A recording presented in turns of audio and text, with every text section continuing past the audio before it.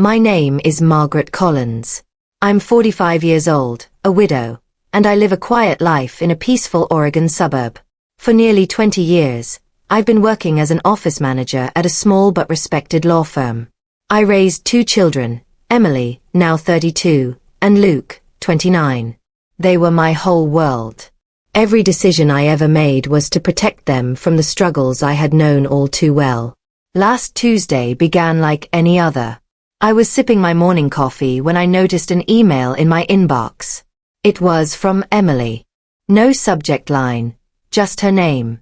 I smiled. I assumed it was something about her wedding, maybe an update or a sweet little message. Just a few weeks earlier, we had talked excitedly about her big day. I had already contributed $30,000 to help with the venue, the photographer, and the florist she'd adored since her college days. But when I opened that email, the smile fell from my face. It started bluntly. Mom. No, dear Mom. No warmth, just Mom. Like a label. She wrote that after discussing with her fiancé Andrew and his family, they had finalized the guest list for their intimate ceremony in Napa Valley. And after careful consideration, they thought it best if I watched the wedding via live stream. No seat at the venue. No mother of the bride moment. Just a Google Meet link. If you want to be a part of it, you can watch from there, she wrote, followed by a painfully casual, well.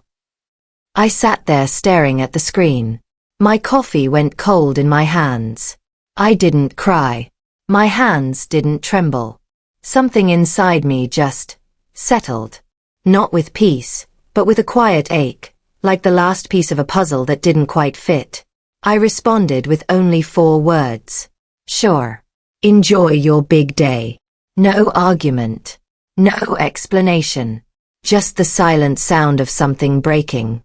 That reply wasn't for her. It was for me. For the years I had spent making sure her dreams came true. For the sacrifices no one noticed. For the woman in me who had gone quiet long ago, buried beneath everyone else's needs. I shut the laptop, dumped the cold coffee, and got ready for work like it was any other Tuesday. But it wasn't. The drive to the office felt unusually long, even though it wasn't. The Oregon sky was gray, and the spring air still had a bite to it, but I barely noticed.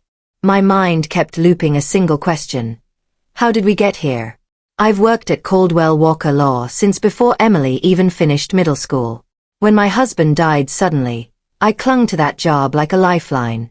I kept the lights on, the tuition paid, and their lives stable. When Emily changed majors, twice, I paid the extra tuition. When she moved to New York for a short-lived job, I sent the deposit for her apartment and bought the plane ticket. When Luke bought his first house, I co-signed his mortgage and gave him his first $10,000 to start. I gave everything. And I never asked for anything in return. Because that's what mothers do. Right? But that email made me feel like a line item on a spreadsheet. Like I was once useful and now, no longer needed. At work, my boss Robert dropped by my desk. He's the kind of man who remembers how you take your coffee and notices when something's off. You look like you've seen a ghost, he said gently, placing a latte on my desk. I wanted to tell him. I wanted to say, my daughter just uninvited me from her wedding. But instead, I just smiled and said I didn't sleep well.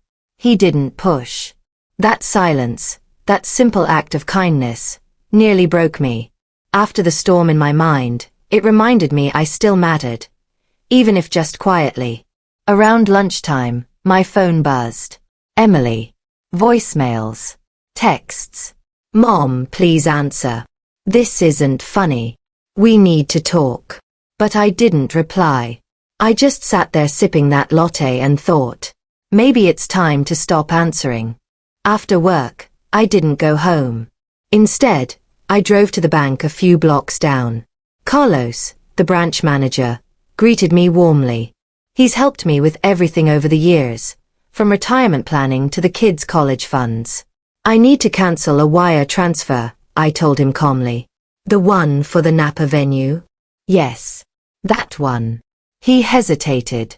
It hasn't processed yet. Just in time. He glanced at me with gentle concern. Are you sure, Mrs. Collins? That's a significant amount. $50,000. That was the second installment I'd planned to send. I had already given $30,000. This would have brought the total to $80,000. For a wedding I wasn't allowed to attend. Yes, I said. I'm sure. By the time I got home, my phone showed 9 missed calls from Emily. 2 from Luke. One voicemail simply said, "Mom, please don't do this." I turned off my phone. That night, I opened the bottle of wine I'd saved for Thanksgiving. Emily had promised to visit, but cancelled last minute. Work, she had said. I poured myself a glass and stepped out onto the porch. The sunset was soft, the air still, and memories started to rise, slow and heavy. All the birthdays I spent alone. All the holidays I hosted in hope. All the sacrifices I never mentioned. The shoes I didn't buy. The vacations I postponed. The dinners I skipped because there was college to pay for. And Andrew's mother, the woman whose opinion now mattered more than mine, didn't know any of that. But she got a seat. I got a live stream. It wasn't just the exclusion. It was the message. You're only valuable when you're needed. Around 9 p.m., the doorbell rang. It was Luke, tie loosened, sleeves rolled up, looking exhausted. "Why aren't you answering your phone?" he asked, stepping in without waiting. "Hello to you too," I said coolly. "She says you're not coming to the wedding now," he began pacing. "That you're being difficult." I sipped my wine. Difficult. For not attending an event I was never invited to. "They're counting on the money, Mom," he said. "Andrew's parents have already paid a lot." I already paid $30,000. I was about to send $50,000 more, I said. "That's not tradition, Luke. That's a transaction." He froze. "Wait. Another 50? Was," I said. "But not anymore." He grew pale. "You can't do that." "Yes, I can," I said calmly. "You always make everything about yourself," he snapped. And that was it. Get out of my house. The next morning, I woke up to 43 missed calls. Emily's texts had shifted from guilt to desperation. The venue called. Payment didn't go through. We're going to lose everything. Andrew's parents are furious. They said this proves they were right about you. I don't understand why you're doing this to me. And that's just it. She didn't understand. Because my sacrifices had become invisible, woven into her life so tightly, she never saw the stitching. Later that day, another email. "Please don't ruin my wedding." She said we could talk about me attending, but only if I paid first. Not an apology. Not remorse. A negotiation. I didn't respond. That evening, someone was sitting on my front steps. Sophia. Emily's childhood best friend. She'd spent countless weekends at our house growing up. I hadn't seen her in years. "She's a mess," Sophia said quietly. "She knows she messed up. She just doesn't know how to fix it." She asked gently, "Is there anything Emily could say to change your mind?" I paused. No, not even an apology. Because sometimes words come too late.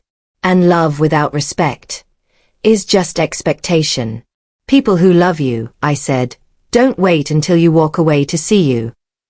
The wedding didn't happen. Not as planned. They scrambled. Booked a backyard setup. A few relatives. Andrew's parents. Not me. And this time, I didn't need the invite. Weeks later, Emily sent a long email. Half apology, half excuse. I read it once. Then archived it. No anger. Just peace. For the first time in decades, I wasn't waking up to prove my worth. I wasn't burning myself to keep others warm. I made a new rule. If my presence is negotiable, so is my effort. I joined a pottery class. I go for walks.